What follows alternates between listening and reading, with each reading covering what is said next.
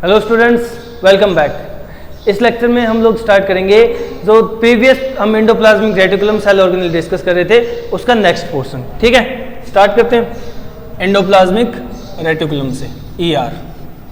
ठीक है, endoplasmic reticulum. Endoplasmic reticulum के अब तक हम कौन कौन से पॉइंट डिस्कस कर चुके हैं कि एंडोप्लाज्मिक रेटिकुलम क्या होता है, कंपोनेंट कौन कौन से हैं। ठीक है, हम लोगों ने टाइप्स की जस्ट बात की थी, क्लेरिफाई नहीं किया था। अब हम बात कर लेते हैं टाइप्स। ठीक है,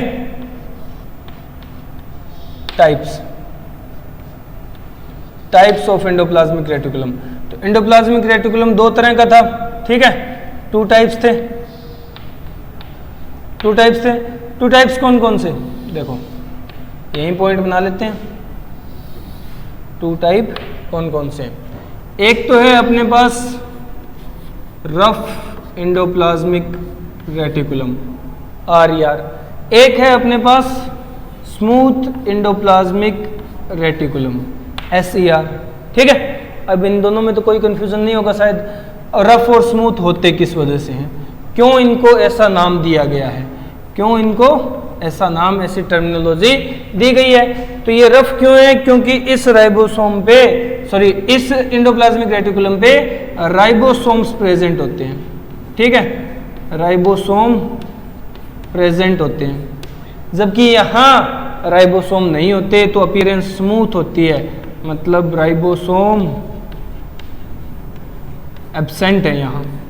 ठीक है, स्मूथ एंडोप्लाज्मिक रेटिकुलम पे राइबोसोम नहीं होते, राइबोसोम प्रेजेंट है। राइबोसोम सिस्टर्न से जुड़े हुए हैं, कैसे, तो देखो ribosomes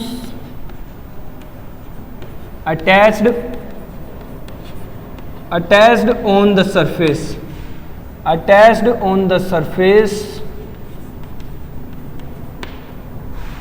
surface, of endoplasmic reticulum, और एंडोप्लाज्मिक रेटिकुलम में भी mainly on the surface of cisternae with the help of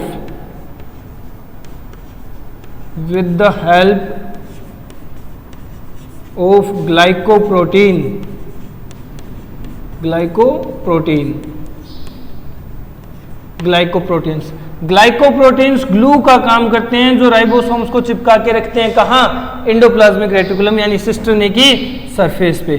ठीक है, ये ग्लाइकोप्रोटीन कौन कौन से, तो दो मेन इंपॉर्टेंट ग्लाइकोप्रोटीन देखे जाते हैं। एक का नाम है ribophorin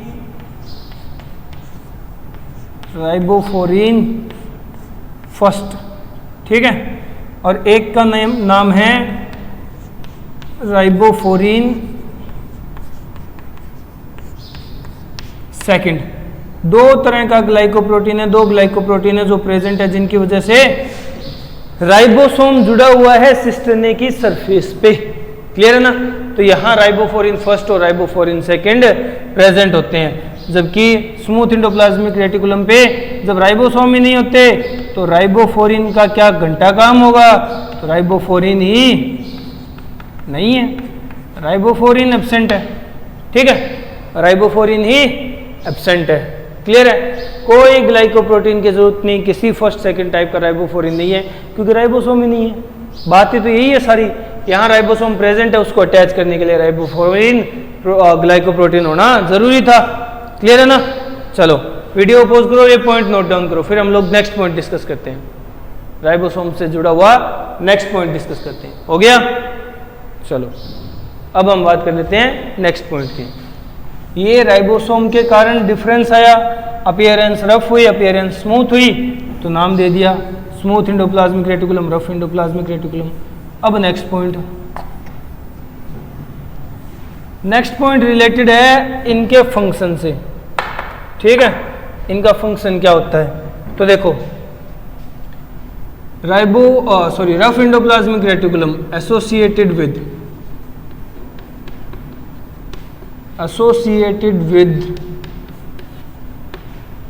protein synthesis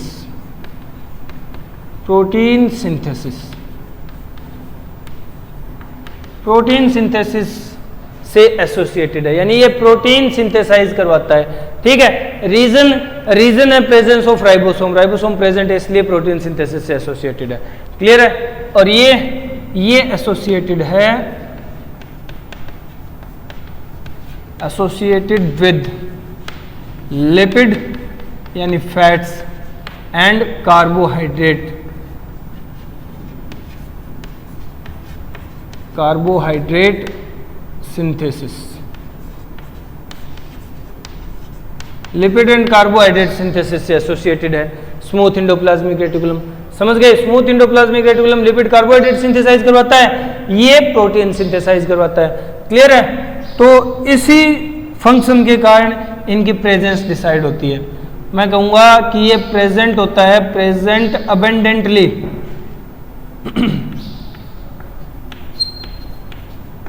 present abundantly in the cells associated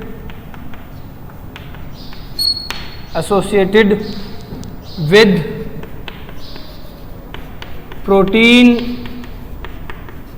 metabolism, protein metabolism से रिलेटेड जो सेल्स होंगे ज़्यादातर उनके अंदर पाया जाएगा। ठीक है, प्रोटीन मेटाबॉलिज्म से रिलेटेड जो सेल्स होंगे उनके अंदर ज़्यादा अमाउंट में पाया जाएगा। समझ रहे हो ना? क्योंकि प्रोटीन सिंथेसिस का ही तो काम है इसका। ये कहाँ मिलेगा?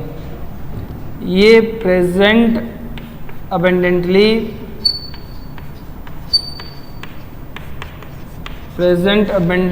in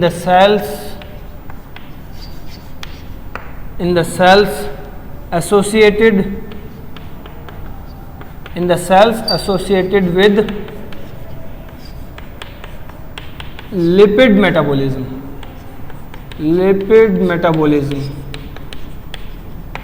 ठीक है, लिपिड मेटाबॉलिज्म से जुड़े हुए सेल्स में ज्यादातर पाया जाएगा। एग्जाम्पल कौन कौन से सेल लिपिड मेटाबॉलिज्म से रिलेटेड होंगे? तो एडिपोसाइट सेल्स,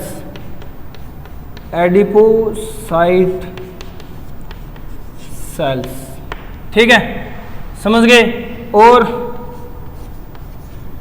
ग्लाइकोजन स्टोरिंग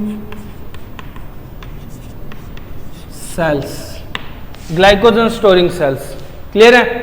अब इसी तरह अगर यहां एग्जाम्पल की बात करें, कौन कौन से सेल होंगे जो प्रोटीन मेटाबॉलिज्म से रिलेटेड होंगे? तो देखो, हम कह सकते हैं लीवर के सेल्स, लीवर सेल्स हैं, ठीक है, पैनक्रियाटिक सेल्स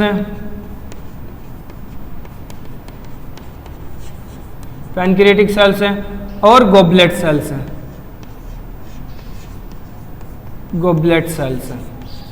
ठीक है, इंटेस्टाइन वाले। तो ये प्रोटीन मेटाबॉलिज्म से रिलेटेड सेल्स, इनके अंदर ये ज्यादा पाया जाएगा, रफ एंडोप्लाज्मिक रेटिकुलम।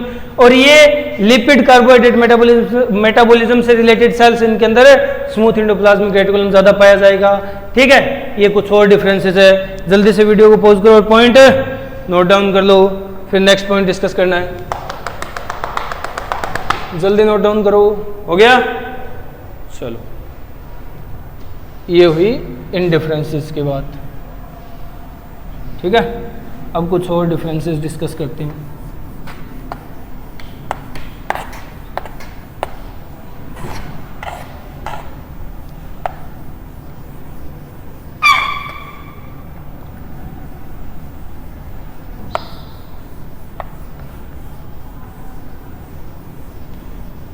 अब कुछ और डिफरेंसेस देख लेते हैं स्मूथ और रफ एंडोप्लाज्मिक रेटिकुलम में।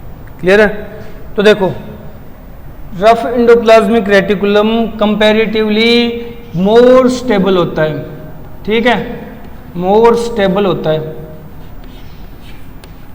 किसके कंपैरिजन में? स्मूथ एंडोप्लाज्मिक रेटिकुलम के। ये लेस स्टेबल है, ये इतना स्टेबल नहीं होता। ठीक है, क्लियर है? अब ये ज्यादा स्टेबल है, तो ये किस चीज का बना हुआ है? मैं लिखूंगा composed of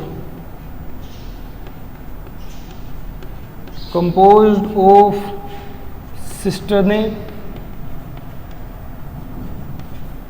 and vesicles mainly,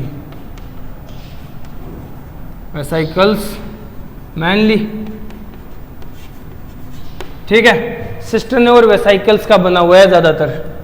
ये क्या है, ये कंपोज्ड ऑफ ट्यूब्यूल्स मैनली। अब लेस स्टेबल होने और मोर स्टेबल होने का रीजन पता चल गया ना। ये तो अनब्रांच्ड और वेल अरेंज्ड होती है, वो ब्रांच्ड और इरेगुलर होती है, अरेंजमेंट नहीं होती उसकी कोई, इसलिए वो लेस स्टेबल है, ये मोर स्टेबल है। समझ गए, क्लियर है। यहां डिफरेंसेस खत्म होते हैं स्मूथ और रफ एंडोप्लाज्मिक रेटिकुलम के। ये वीडियो को पॉज करो और पॉइंट नोट डाउन कर लो, वीडियो को पॉज करो और पॉइंट नोट डाउन कर लो। ये बात हुई रफ और स्मूथ एंडोप्लाज्मिक रेटिकुलम में डिफरेंसेस की, ठीक है। यानी टाइप्स ऑफ एंडोप्लाज्मिक रेटिकुलम यहां होते हैं कंप्लीट, ठीक है। दोनों तरह के एंडोप्लाज्मिक रेटिकुलम कंप्लीट हो गए हैं, ठीक है।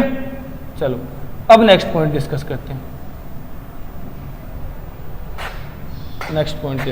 हैं, ये तो नॉर्मली जो टाइप्स मिलते हैं वो है। अब एंडोप्लाज्मिक रेटिकुलम कुछ मॉडिफिकेशंस भी शो करता है, ठीक है, कुछ मॉडिफिकेशंस भी शो करता है, वो मॉडिफिकेशंस डिस्कस कर लेते हैं। देखो जैसे मैं बात कर रहा हूँ एंडोप्लाज्मिक रेटिकुलम की मॉडिफिकेशंस की।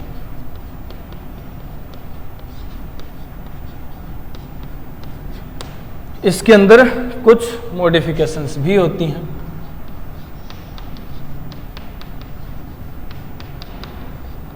देखो क्या क्या मॉडिफिकेशंस होंगी, तो पहले पॉइंट से स्टार्ट कर लेते हैं। फर्स्ट पॉइंट, पहली मॉडिफिकेशन एंडोप्लाज्मिक रेटिकुलम की जिसे कहा जाता है sarcoplasmic reticulum. Sarcoplasmic reticulum, Sarco मतलब सार्को रिलेटेड है वर्ड मसल से, तो नाम का पता चल गया ना। सार्कोप्लाज्मिक रेटिकुलम का मतलब क्या है, एसोसिएटेड विद मसल्स। यानी ये कौन से एंडोप्लाज्मिक रेटिकुलम होते हैं, ये ER हैं, प्रेजेंट इन मसल सेल्स में प्रेजेंट होते हैं, ठीक है।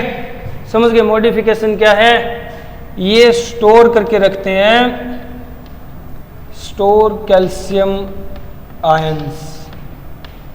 Calcium ion, normally endoplasmic reticulum calcium ion store नहीं करता, जबकि sarcoplasmic reticulum calcium ion store करते हैं, ठीक है। और मॉडिफिकेशन क्या है कि ये जुड़ा हुआ है associated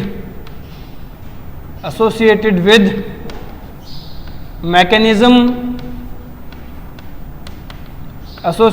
mechanism of muscle contraction.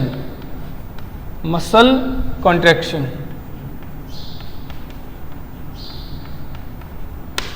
Contraction के मैकेनिज्म से जुड़ा हुआ स्ट्रक्चर है सार्कोप्लाज्मिक रेटिकुलम। क्लियर हो गया। अब ये तो थी पहली मॉडिफिकेशन।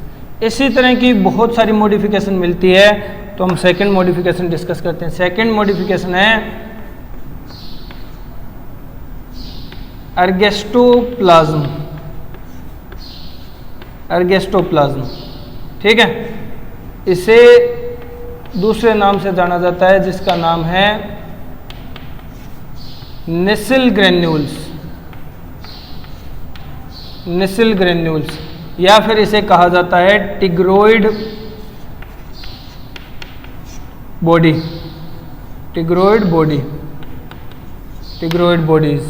ठीक है। ये इसका दूसरा नाम है। अर्गेस्टोप्लाज्म, निसिल ग्रेन्यूल्स या टिग्रोइड बॉडीज भी एक मॉडिफिकेशन है एंडोप्लाज्मिक रेटिकुलम की। ये कहाँ होता है, तो ये एंडोप्लाज्मिक रेटिकुलम है ER प्रेजेंट इन न्यूरॉन्स के अंदर प्रेजेंट एंडोप्लाज्मिक रेटिकुलम को कहा जाता है निसिल ग्रेन्यूल, टिग्रोइड बॉडी या फिर अर्गेस्टोप्लाज्म, ठीक है। यहाँ क्या मॉडिफिकेशन होती है, यहाँ काम तो ये वही करता है, एसोसिएटेड विद प्रोटीन सिंथेसिस।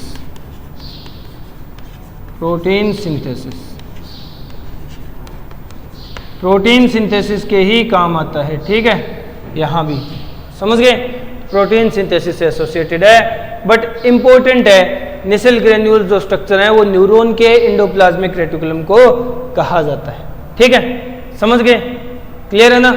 ये हुई बात एर्गेस्टोप्लाज्म की। देखो इस तरह की मॉडिफिकेशन होती है फंक्शन के अकॉर्डिंग, फंक्शन पे डिपेंड होती है, जैसा जितना इंपॉर्टेंट फंक्शन होगा उतनी ही ज्यादा मॉडिफिकेशंस होगी, ठीक है। जैसे क्या हुआ देख सकते हो तुम लोग, सार्कोप्लाज्मिक रेटिकुलम क्या होता है, normally endoplasmic reticulum calcium ion store करके नहीं रखता, जबकि सार्कोप्लाज्मिक रेटिकुलम सार्कोप्लाज्मिक रेटिकुलम जो है ये कैल्शियम आयन स्टोर करके रखता है। इसी तरह जो एर्गेस्टोप्लाज्म निसेल ग्रेन्यूल है उसमें भी मॉडिफिकेशंस है, ठीक है, उसमें भी मॉडिफिकेशंस है और वो भी एक स्पेशल फंक्शन परफॉर्म करता है। वैसे एंडोप्लाज्मिक रेटिकुलम का काम प्रोटीन सिंथेसिस का ही होता है, बट ये थोड़ा सा डिफरेंस है। कैसे कैसे डिफरेंस है, तो देखो इसमें डिफरेंस क्या है, इस निसेल ग्रेन्यूल में एंडोप्लाज्मिक रेटिकुलम किस तरह से होता है ये मॉडिफाइड, तो यहाँ ये राइबोसोम एसोसिएटेड होते हैं, राइबोसोम अटैच्ड विद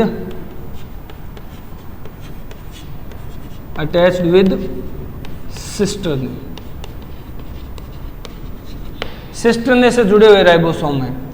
निसेल ग्रेन्यूल क्या है, एंडोप्लाज्मिक रेटिकुलम हम लोग किस बेसिस पे कह सकते हैं कि ये सिस्टर्न से जुड़े हुए राइबोसोम्स हैं, ठीक है, क्लियर है। ये दो मॉडिफिकेशंस हुई, जल्दी से वीडियो पोज करो और ये पॉइंट नोट डाउन कर लो, फिर नेक्स्ट पॉइंट डिस्कस करना है, ठीक है, जल्दी हो गया। चलो ये दो मॉडिफिकेशंस हुई, अब और मॉडिफिकेशंस डिस्कस करते हैं।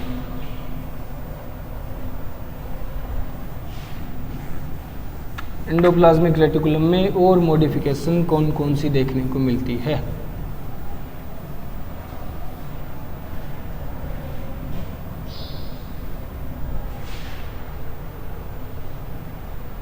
थर्ड मॉडिफिकेशन है वो थोड़ी सी और डिफरेंट है, ठीक है, वो क्या है, थर्ड जो मॉडिफिकेशन है ना उसको कहा जाता है माइलोइड बॉडी, ठीक है। माइलोइड बॉडी क्या होते हैं, ये भी एंडोप्लाज्मिक रेटिकुलम है, present in pigmented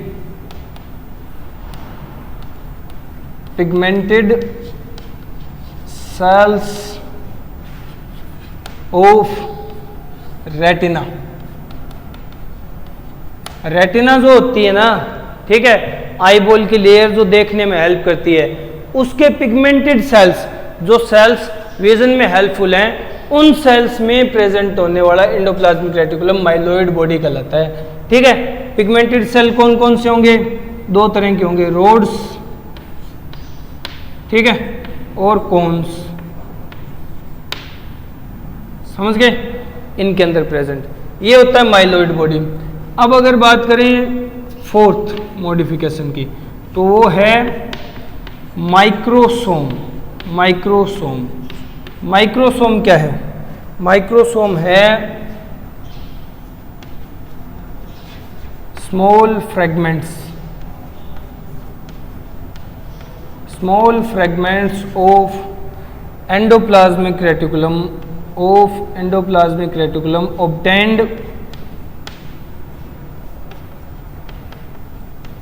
obtained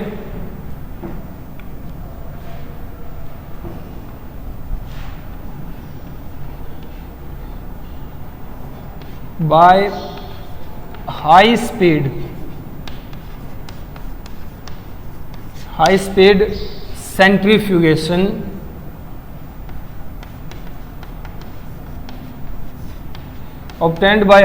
centrifugation and helpful in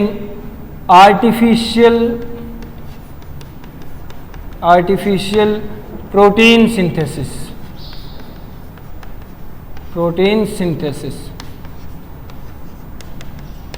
artificial protein synthesis में हेल्पफुल स्ट्रक्चर्स होते हैं। ये क्या हैं? ये छोटे छोटे फ्रेगमेंट्स हैं किसके? एंडोप्लाज्मिक रेटिकुलम के, जो कैसे मिले हैं? हाई स्पीड सेंट्रीफ्यूगेशन से। सेल को लिया यानी एंडोप्लाज्मिक रेटिकुलम को लिया, सेंट्रीफ्यूज में डाला, हाई स्पीड पे सेंट्रीफ्यूगेशन करवा दी, टुकड़े टूट गए और वो फिर आर्टिफिशियल प्रोटीन सिंथेसिस में हेल्पफुल होते हैं वो टुकड़े। ठीक है, उनको कहा जाता है माइक्रोसोम्स, उनको कहा जाता है माइक्रोसोम्स। क्लियर है? यहाँ जो एंडोप्लाज्मिक रेटिकुलम की मॉडिफिकेशंस हो सकती थी वो हम लोग कंप्लीट कर चुके हैं। ये 4 तरह की मॉडिफिकेशंस इंपॉर्टेंट है जिन पे क्वेश्चन पूछे जा सकते हैं। ठीक है, चारों मॉडिफिकेशंस हम लोग कंप्लीट कर चुके हैं एंडोप्लाज्मिक रेटिकुलम की। क्लियर है? अब हम बात करेंगे नेक्स्ट पॉइंट, यानी इसके फंक्शंस की, एंडोप्लाज्मिक रेटिकुलम के फंक्शंस की। तो देखो फंक्शंस क्या होंगे।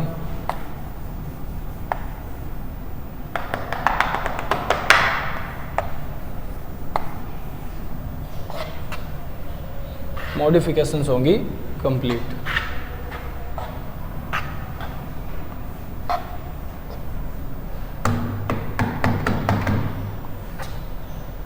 चलो अब हम बात कर लेते हैं फंक्शंस की, एंडोप्लाज्मिक रेटिकुलम के function.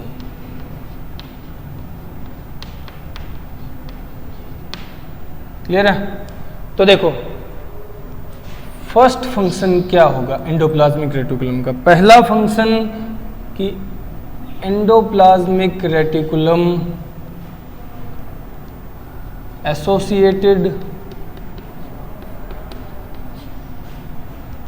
With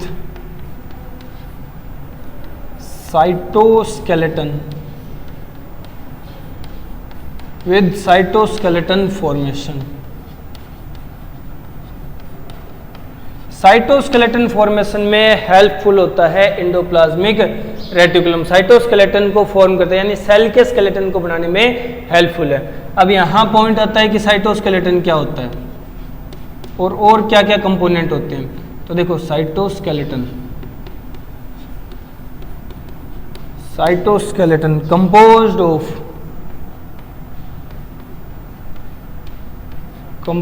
of microtubules,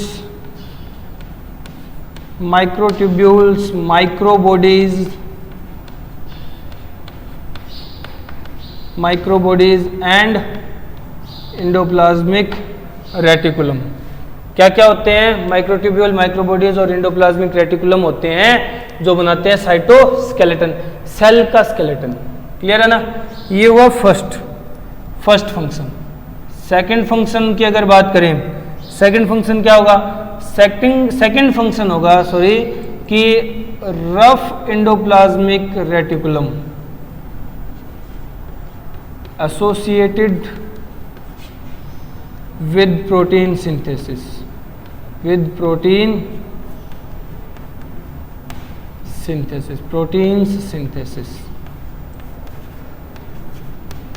protein synthesis में हेल्पफुल है या प्रोटीन सिंथेसिस से जुड़ा हुआ है क्या? Rough endoplasmic reticulum. अब बात कर लेते हैं थर्ड फंक्शन की। थर्ड फंक्शन क्या है? Smooth endoplasmic reticulum associated with lipid and carbohydrate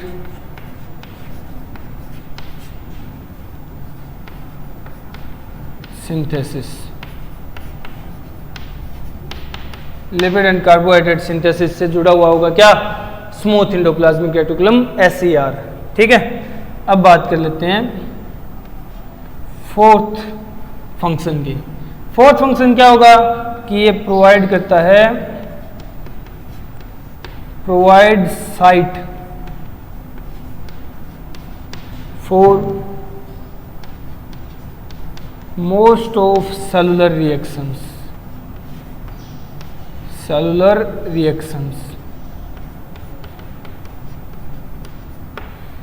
reactions के लिए साइट प्रोवाइड करता है। ठीक है, रिएक्शन की साइट प्रोवाइड करता है। क्लियर है? नेक्स्ट फिफ्थ अगर बात कर लें क्या होगा, तो देखो नेक्स्ट फंक्शन क्या होगा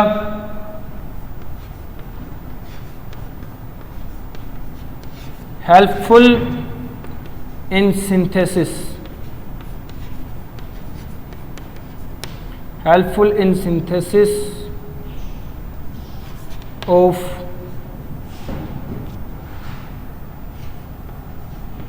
लाइसोसोम्स। लाइसोसोम सिंथेसिस में हेल्पफुल है, ठीक है, लाइसोसोम सिंथेसिस करवाता है। क्लियर है? अब लाइसोसोम क्या होते हैं? लाइसोसोम को कहते हैं हम लोग सुसाइडल बैग ऑफ सेल, ठीक है। क्या होते हैं, कैसे बनते हैं वो देखेंगे, समझ गए। इसके लिए एक सिस्टम यूज होता है लाइसोसोम फॉर्मेशन के लिए, जिसका नाम है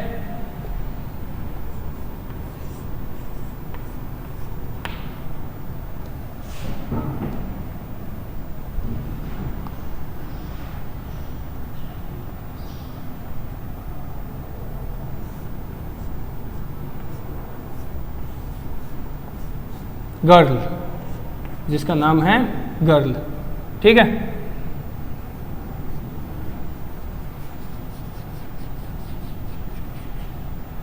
ये लड़के वाला गर्ल नहीं है, ये गर्ल वाला गर्ल है। इसका मतलब समझो, यहां गर्ल का मीनिंग क्या है? यहां गर्ल का मीनिंग है Golgi associated, Golgi associated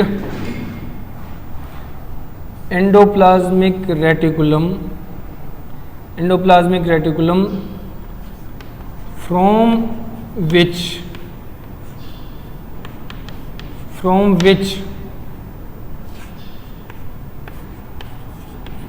lysosome arise, from which lysosome arise, ठीक है। Golgi associated endoplasmic reticulum from which lysosome arise. Way lysosome बाहर चला गया शायद, है ना, तो देखो from which lysosome arise, Golgi associated endoplasmic reticulum from which lysosome arise, वो कहलाता है गर्ल सिस्टम, ठीक है, वो कहलाता है गर्ल सिस्टम। क्लियर है? तो देखो, पहला फंक्शन साइटोस्केलेटन फॉर्म करता है। साइटोस्केलेटन में क्या होता है? माइक्रोट्यूब्यूल, माइक्रोबॉडीज और एंडोप्लाज्मिक रेटिकुलम होते हैं, ठीक है। सेकंड कि rough endoplasmic reticulum protein synthesis में हेल्प करता है, smooth endoplasmic reticulum lipid synthesis, carbohydrate synthesis में हेल्प करता है। ये साइट प्रोवाइड करता है सेलुलर रिएक्शंस के लिए। और सेकंड, ये लाइसोसोम जैसी अदर सेल ऑर्गेनेलिज हैं, उनके सिंथेसिस में हेल्पफुल स्ट्रक्चर है, उनके सिंथेसिस में हेल्पफुल स्ट्रक्चर है, सेल ऑर्गेनेली है, ठीक है। ये कुछ फंक्शंस थे, वीडियो को पॉज करो, पॉइंट नोट डाउन कर लो, फिर कुछ और फंक्शंस भी डिस्कस करने हैं हमें, ठीक है। कुछ और पॉइंट्स भी हैं, वो डिस्कस कर लेते हैं, जल्दी निपटाओ, ठीक है। चलो, अब एक फंक्शन और इंपॉर्टेंट सा बच गया, वो डिस्कस कर लेते हैं। क्या है वो फंक्शन? देखो,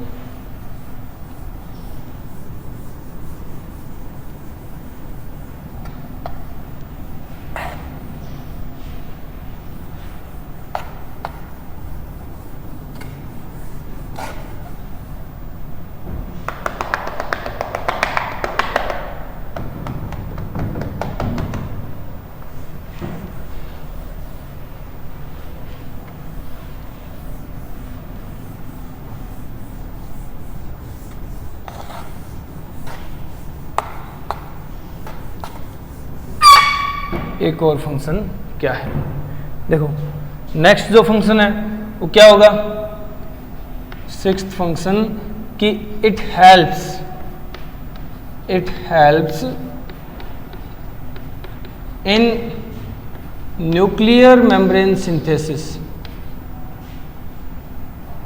न्यूक्लियर मेम्ब्रेन सिंथेसिस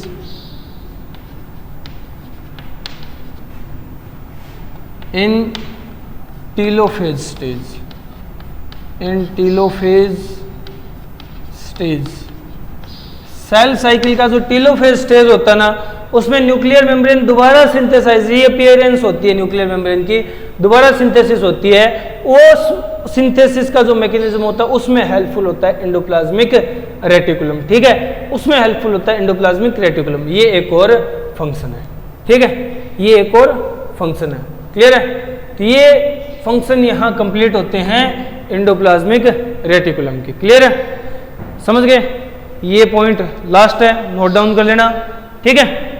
और यहाँ फंक्शन कंप्लीट होते हैं। अब एक दो छोटे से पॉइंट बचे हैं, वो हम लोग नेक्स्ट लेक्चर में डिस्कस करके एंडोप्लाज्मिक रेटिकुलम को पैक करेंगे, फिर next cell organelle Golgi body start करेंगे। ओके, आज इस लेक्चर में इतना ही, बाकी नेक्स्ट में डिस्कस करेंगे। Okay, good bye.